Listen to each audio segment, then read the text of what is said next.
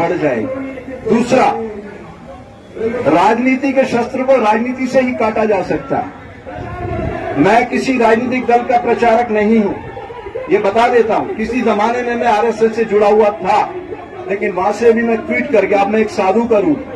मेरा धर्म है सत्य का प्रतीकों को सही सूचना देना। मैं नहीं कहता आप किसी पार्टी को हराओ, किसी को जिताओ, लेकिन अगर आपने जहां से नरेंद्र भाई चुनाव लड़ते हैं, अगर वहां पे उनको पिछले चुनाव में जब उनका सितारा आसमान की बुलंदी छू रहा था, पता है आपको कितने वोट मिले? 7 लाख।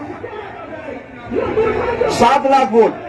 अगर 2 लाख वोट आप तोड़ने की क्षमता रखते हैं तो नरेंद्र भाई हार सकता है अपने संसदीय क्षेत्र में। और अगर वो हारा, मैं गारंटी करता हूं दूसरे दिन बापूजी बाहर आ जाएंगे।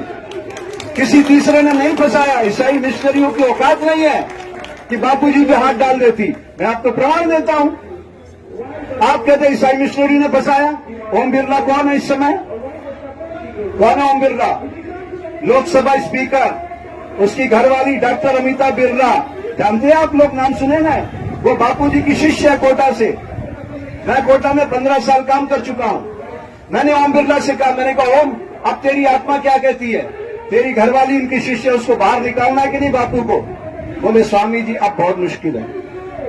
ये ओम बिरला के वाल है, लोकसभा स्पीकर, अब बहुत मुश्किल है। समझ रहे हैं आप बात? वो किसके दम पे ऐसा बोल रहा है बहुत मुश्किल है? कोटा के लोगों से पता है क्या बोलता है वो? जो भी साधक आपके उनके पास जाते हैं, अरे हम कोशिश कर रहे हैं। मैंने कहा एक काम करो, आप लोगों से मैं कहता हूं, चैलेंज करके कहता हूं, आप अमित शाह के साथ मेरी मीटिंग करा दो 1 to 1 5 आदमियों के साथ। अमित शाह क्या बोलता सुन लेना। बोलेंगे इस विषय पे बात मत करो, हम नहीं सुनना चाहते ना, आपके वोट चाहिए हमें।